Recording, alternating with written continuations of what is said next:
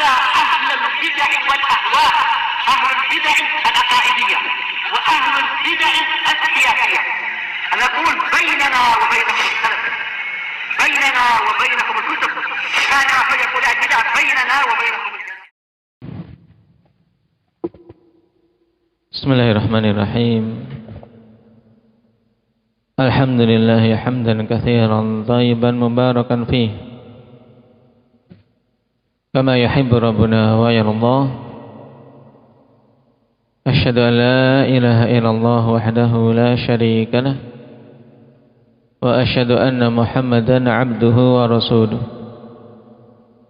Sallallahu alaihi wa ala alihi wa ashabihi wa man tabi'ahum bi ihsanin ila yaumiddin. Amma ba'd. Man hafizal hadits falyaqra.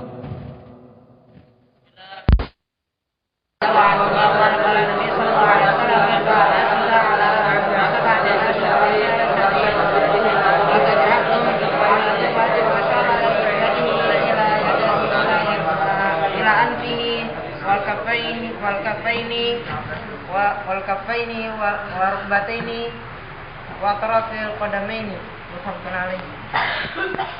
Nah, barakallahu fikum. Hadis Ibnu Abbas radhiyallahu anhuma muttafaqun alaih, merupakan hadis pokok tentang a'dha'us sujud, anggota-anggota sujud. Nah, yang 7. Hendak ya Adam, anggota sujud yang 7 itu apa saja, Kum? 6. Kening bersama dengan hidung. Kemudian kedua telapak tangan, kedua lutut, dan kedua ujung-ujung jari kaki.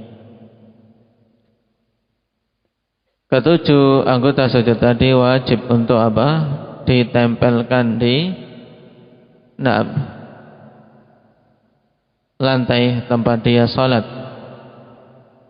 Apabila seseorang mengangkat salah satu dari anggota sujud itu dari awal sujud sampai akhir sujud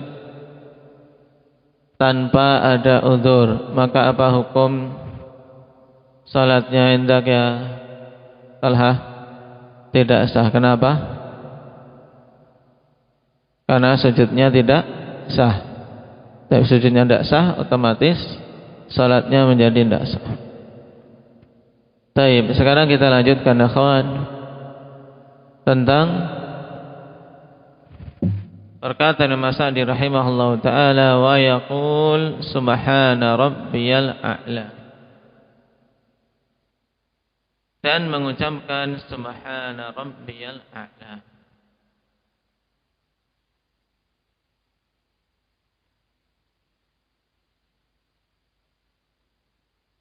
Perhatikan catatan kaki ringkas nomor 2. Yaqulu fi sujudihi subhana rabbiyal a'la li hadithi Hudzaifah as-sabiq. Berdasarkan hadis Hudzaifah yang telah lewat. Nah, dan juga zikir-zikir yang lain yang datang dalil menunjukkan sunnahnya.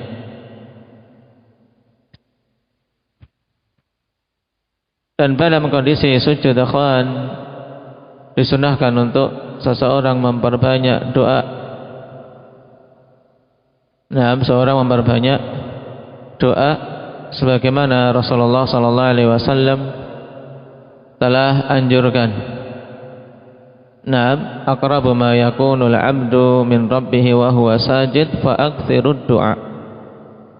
Hadits Abi Hurairah dalam Sahih Muslim. Kondisi terdekat seorang hamba dengan Allah Subhanahu wa taala yaitu dalam keadaan dia sujud, maka perbanyaklah doa. Hadis riwayat Muslim. Juga datang dari Ibnu Abbas dalam riwayat Muslim juga, amma ruku' fa'azimu bihi rabb wa amma sujud fajtahidu fid du'a.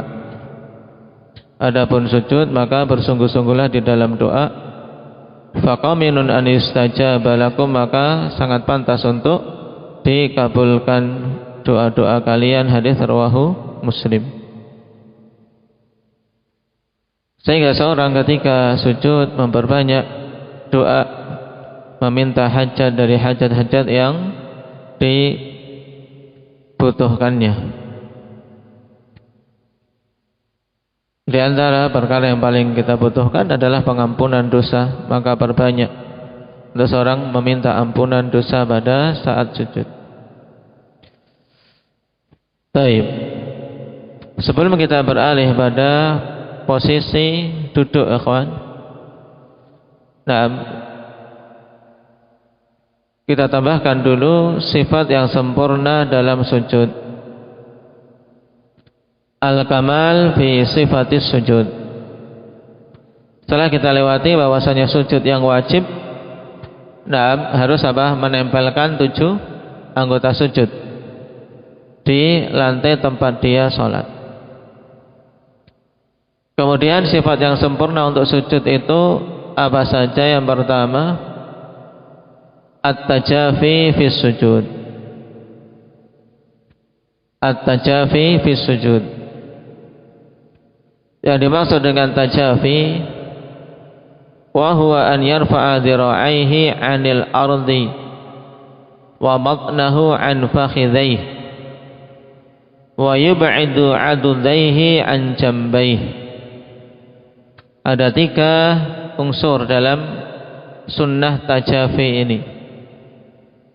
Yang dimaksud dengan tajafi fi sujud yaitu dia mengangkat dhiraknya dari lantai. Dhirak mana? Ini dhirak, lengan bawah, tidak ditempelkan di lantai. Dia angkat lengannya dari lantai, kemudian dia angkat perutnya dari menempel ke paha, kemudian dia jauhkan adudnya dari sisi tubuh. Adud, mana adud? Ini namanya mirfaq, Ahmad. Mirfaq.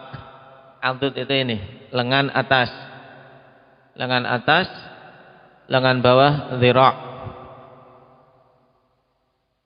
Sikut apa, Fif? Mirfaqun. Mirfaq. Nah, adudnya dijauhkan. Baik. Berarti diangkat dhiraknya jangan sampai nempel ke lantai. Kemudian lengan atasnya itu dijauhkan dari sisi tubuh. Sisi tubuh jambai itu maksudnya sini. Ini tajafi.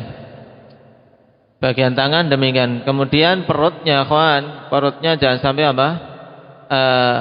terlalu dekat dengan kedua pahanya.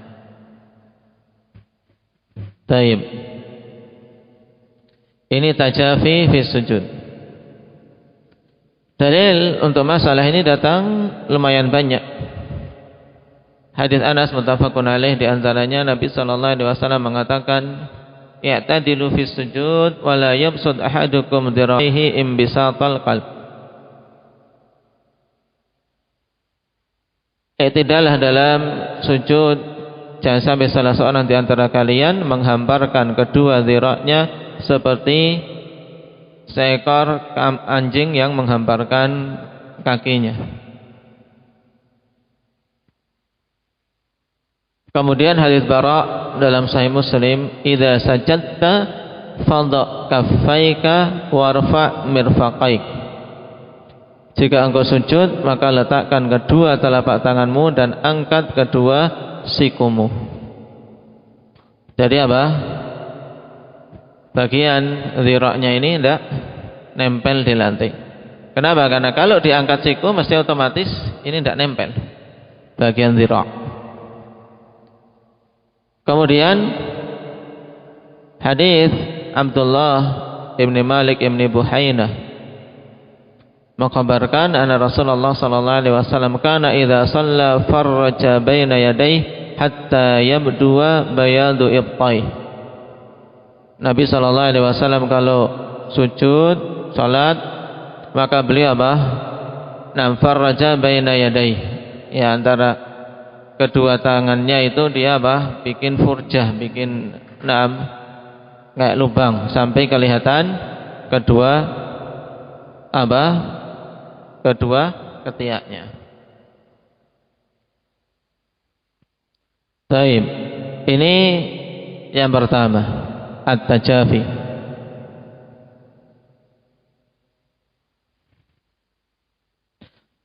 Hikmah dari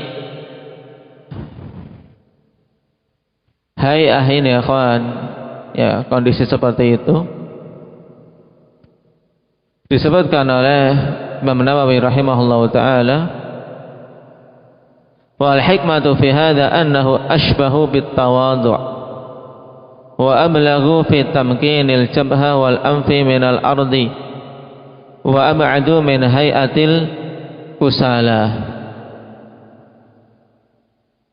Hikmah dari disunahkannya gerakan seperti itu karena itu lebih sesuai dengan tawadhu dan lebih tandas dalam seorang betul-betul menempelkan dahi, menempelkan kening dan hidungnya. Kalau seperti itu kan mesti betul-betul nempel ke lantai. Dan lebih jauh dari kondisi orang-orang yang pemalas. Malas biasanya ininya diengkupkan, kemudian ininya dihamparkan di tanah. Makanya coba lihat yang malas-malas ya sholatnya gitu. Hay'ah kusala. Mau ngangkat ini aja berat. Mau ngangkat sikunya didomprokkan. Domprok. Atau anak-anak kecil kalau lagi ngantuk ya gitu. Nah, anak kecil lagi ngantuk ininya paling yakin. Baik. Ya Hindi. Ya enggak. Nah, walaupun bukan antum jangan bingung. Baik. Dan juga menunjukkan tawadhu. Juga seorang hamba ketika seperti itu betul-betul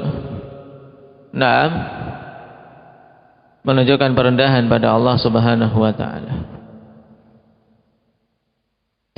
Cuma di sana ada tanbih dari Al-Hafidz Ibnu Rajab. Wa mata kana tajafi yadurru biman yalihi fi as-safi liziham fa innahu yadummu ilaihi min janahi.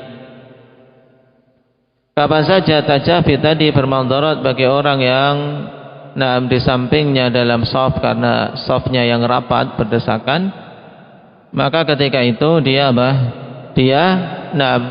ingkupkan, ya dia tidak renggangkan tadi, tidak dia buka ketiaknya tapi dia tutup. Taib.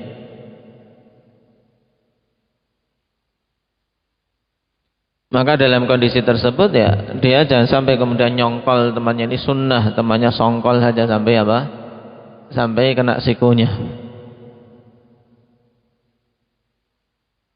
Kemudian tanbih yang kedua juga dikatakan oleh Ibnu Rajab, fa in atala sujuda wa lahiqathu masyaqqatun bit tafrij falahu an ya'tamida bi mirfaqaihi ala rukbatayhi. Apabila sujudnya panjang dan dia merasa berat untuk seperti itu, ya membuka ketiaknya, maka boleh untuk seseorang yang sholat tadi bertopang pada kedua lututnya. Boleh dia topangkan sikunya tadi pada rukbahnya, yaitu dia tempelkan di paha. Sikunya tapi bukan kemudian ditempelkan di lantai, tidak. Daripada ke lantai maka dia sandarkan ke paha. Coba hayahnya gimana? Coba sama ini Hamzah. Di sini luas. Coba ketika capek, contoh ketika capek sikunya diangkat tapi ditempelkan di paha.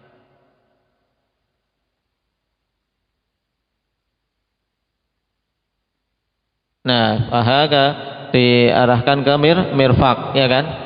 enggak sampai nempel ke lantai ya kan, tapi dia sandarkan di mirfaknya disandarkan di rukbahnya, di lutut. Taib.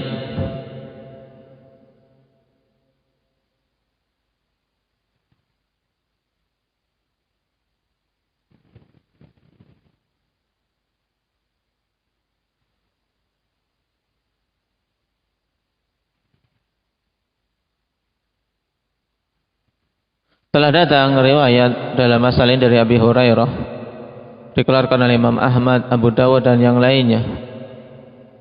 Ishtaka ashabu Rasulillah sallallahu alaihi wasallam masyaqqata sujud alaihim idza tafarraju. Faqala ista'inu birrukab. Para sahabat Rasul sallallahu alaihi wasallam mengeluh beratnya sujud ketika mereka membuka ketiaknya tadi. Maka Nabi mengatakan ista'inu birrukab. Cari bantuan dengan lutut-lutut kalian. Dalam artian boleh disandarkan sikunya ke lutut agar tidak nempel ke lantai. Taib.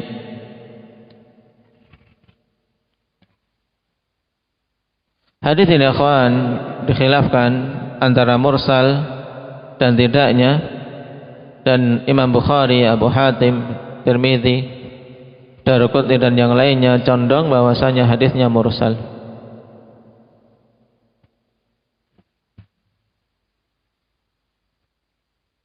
Dan yang menyatakan rukhsah ini datang juga dalam riwayat Umar bin Abdul Aziz, Al-Auza'i dan Imam Malik. Taib. Sehingga boleh yang demikian itu akhwan.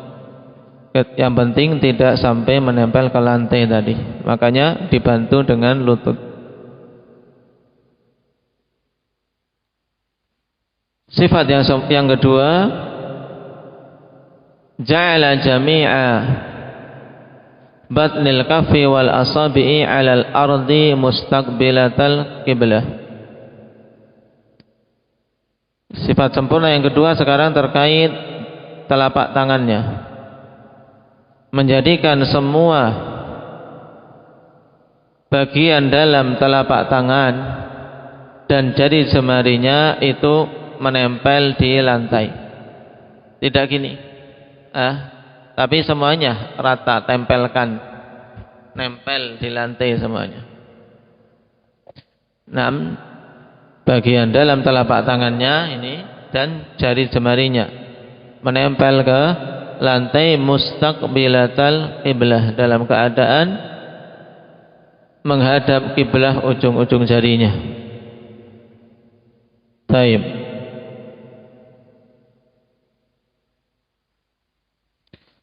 Telah datang hadis dari Bara' bin Azib dalam Sunan Baihaqi dengan sanad yang sahih, disahihkan Syalbani. Wa idza sajada wajjaha asabi'ahu qibalal qiblah fatafajja. Apabila Nabi sallallahu alaihi wasallam sujud, maka beliau mengarahkan jari jemarinya ke arah kiblah.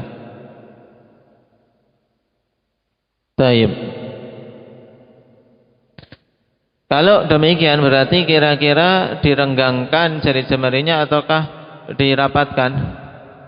Indah Zakaria. Otomatis untuk menghadapkan ke kiblah kan dia butuh apa? Rapat. Tapi tidak terlalu dipaksa untuk betul-betul rapat. Yang nyaman saja.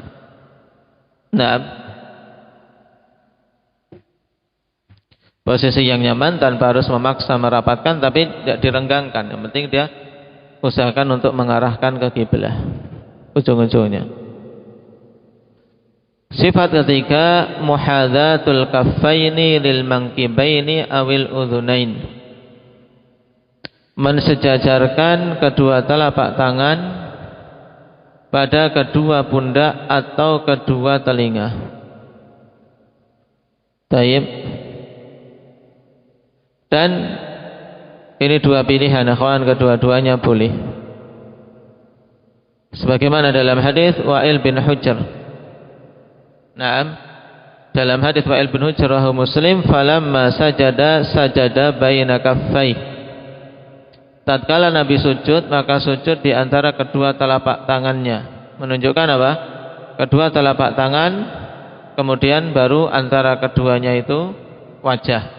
Maka berarti telapak tangan diletakkan sejajar dengan apa, Hanif? Sejajar dengan telinga ketika sujud. Taib.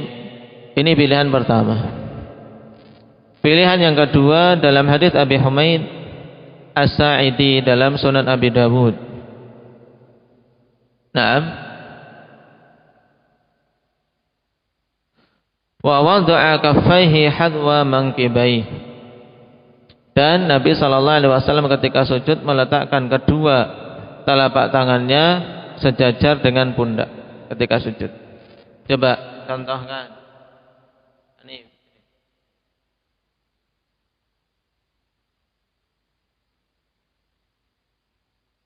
Sujud yang ini sejajar pundak.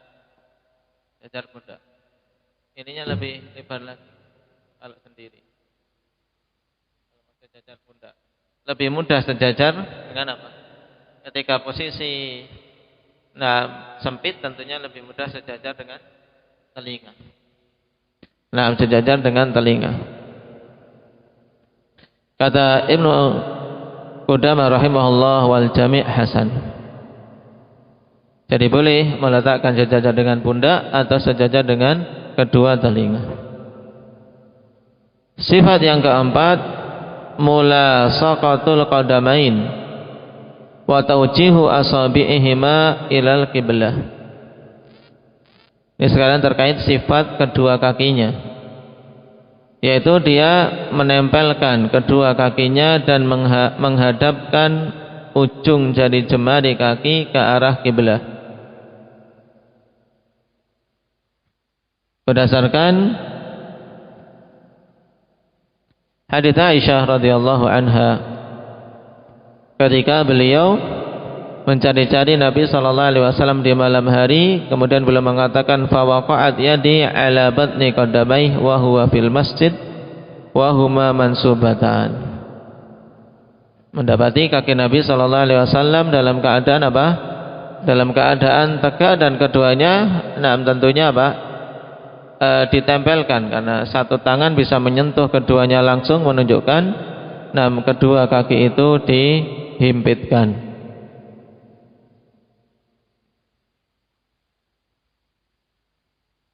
Taib.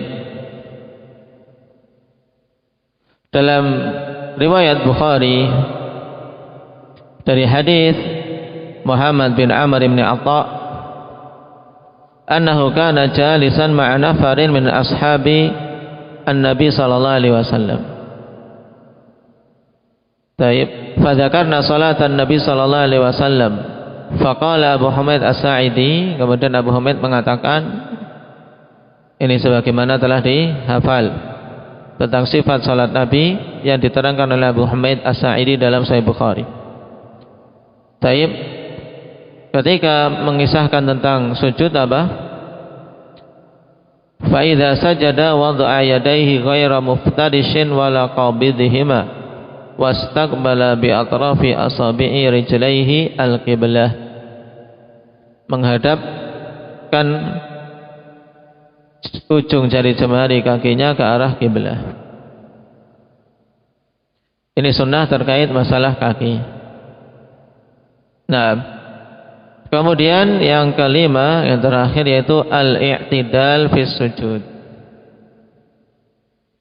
Al-i'tidal fis sujud, sebagaimana perintah Nabi dalam hadis Anas muttafaqun alaih, i'tadilu fis sujud, seimbanglah dalam sujud. Maksudnya i'tidal fi sujud yaitu seimbang ketika sujud. Dia la yamtaddu hatta yaqtariba minal imbitah wa la yanqabidu hatta yadha'a batnahu ala fakhidhihi wa fakhidhahu ala saqihi bal yatawassat, yaitu pertengahan. Tidak terlalu terlalu maju sehingga dekat dengan posisi tengkurap. Paham Yahya? Apa coba? Nah, dia ketika sujud tidak terlalu maju, tidak terlalu, sujudnya terlalu jauh. Sehingga apa? Delosor caranya. Tahu delosor bahasa Jawanya ini? Kayak orang mau tengkurap. Kayak orang mau tidur tengkurap, terlalu jauh. Tapi juga tidak terlalu apa? Tidak terlalu nungging, tidak terlalu nungging sehingga dia meletakkan perutnya di apa? Di pahanya. Orang kalau nungging kan gini, perut apalagi yang gendut-gendut nempel di paha. Perutnya nempel di paha. Dan kemudian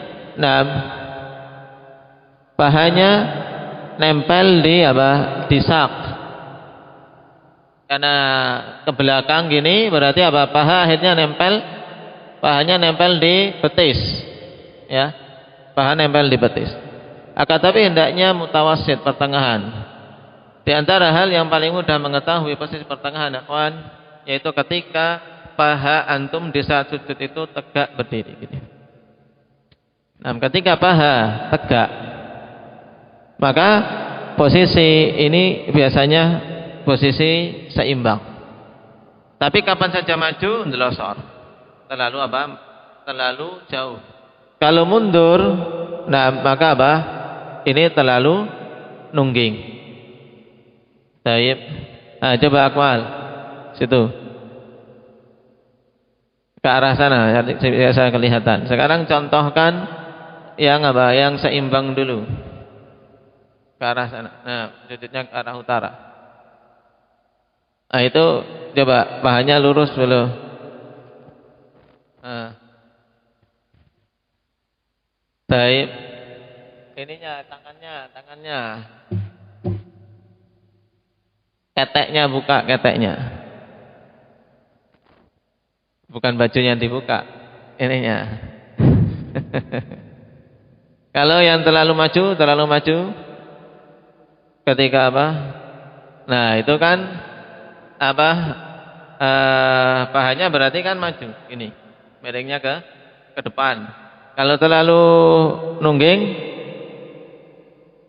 nah mundur lagi. Nah, gitu. Ya, kayak orang kedinginan. Baik. Nah, itu surahnya. Jadi pertengahan. Caranya mudah. Yaitu ketika posisi paha ini tegak lurus, maka itu i'tidal insyaallah. Baik, barakallahu fikum. Mungkin itu dulu terkait masalah sujud. Kita selesai juga azkar dalam sujud. Subhanakallahumma wa bihamdika asyhadu an la ilaha illa anta astaghfiruka